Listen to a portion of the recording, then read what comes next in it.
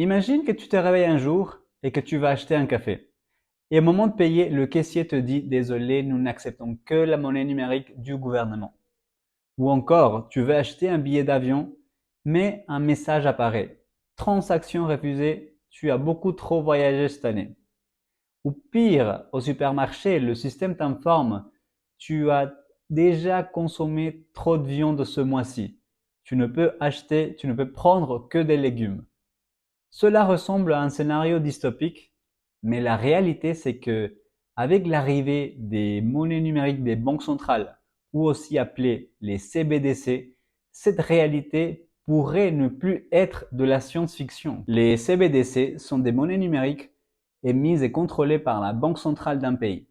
Contrairement à l'argent liquide, elles sont entièrement traçables et l'État a un contrôle total sur leur circulation. Les crypto-monnaies comme Bitcoin ou Ethereum fonctionnent à l'opposé. Elles sont décentralisées, ne dépendent d'aucun gouvernement et reposent sur la technologie blockchain, rendant impossible toute manipulation ou censure. Mais la grande différence, c'est le contrôle. Les cryptos offrent une liberté financière, tandis que les CBDC donnent au gouvernement un pouvoir sans précédent sur l'économie et sur chaque individu. Et peut-être que tu t'es dit si ce n'est pas déjà le cas avec l'argent numérique. Aujourd'hui, c'est vrai qu'on utilise déjà de l'argent numérique via les banques commerciales ou les applications comme PayPal. Mais comme j'ai dit tout à l'heure, il y a une différence essentielle. Qui contrôle l'argent? Avec une CBDC, ton argent ne serait plus stocké dans une banque commerciale, mais directement sur un compte auprès de la banque centrale. Cela pourrait bouleverser totalement le système financier, réduisant le rôle des banques commerciales et limitant l'accès au crédit, évidemment. Les CBDC présentent des avantages.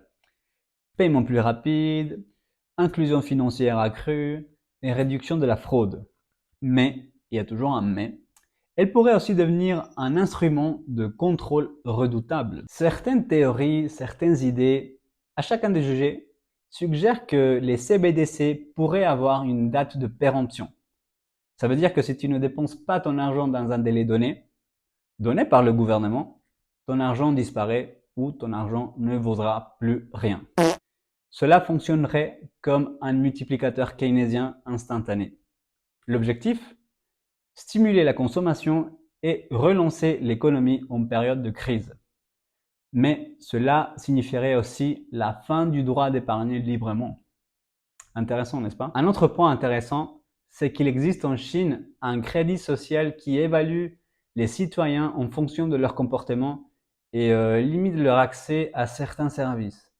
Si ce système était couplé au CBDC, voici ce qui pourrait arriver. Vous avez consommé trop de viande ce mois-ci, seules les options végétariennes sont disponibles pour vous, ou vous avez voyagé trop cette année, vous ne pouvez plus acheter des billets pour le moment, et encore. Et le pire, si tout l'argent est numérique et contrôlé par une banque centrale, le gouvernement pourrait geler ton compte en un clic. Et dans un monde sans argent liquide, cela reviendrait à t'exclure complètement du système financier. Il y a des pays qui testent déjà ou qui ont déjà lancé des projets pilotes des CBDC comme la Chine, l'Union européenne ou le Brésil avec sa monnaie le Drex. Aux États-Unis, le débat sur un dollar numérique est en cours. La vérité, c'est que l'usage du cash diminue et la transition vers un système complètement numérique est inévitable. Mais la vraie question est, sera-t-il un outil au service des citoyens ou un mécanisme de contrôle? En conclusion, si tu privilégies la facilité et la stabilité d'utilisation, les CBDC semblent intéressantes. Elles sont sécurisées, soutenues par le gouvernement et facilement intégrables dans l'économie. Mais si tu défends la confidentialité, la décentralisation et l'indépendance face aux États, les crypto-monnaies restent alors la meilleure alternative. L'avenir de l'argent est en jeu. Sera-t-il centralisé et contrôlé par le gouvernement ou libre et décentralisé entre les mains des citoyens?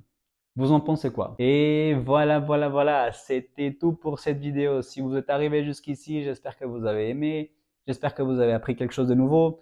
N'oubliez pas de liker la vidéo et de vous abonner pour ne pas être pris au dépourvu par l'économie. Il ne me reste plus qu'à vous dire bonne journée remplie d'harmonie et que l'économie vous sourie. À bientôt dans la prochaine vidéo. Salut!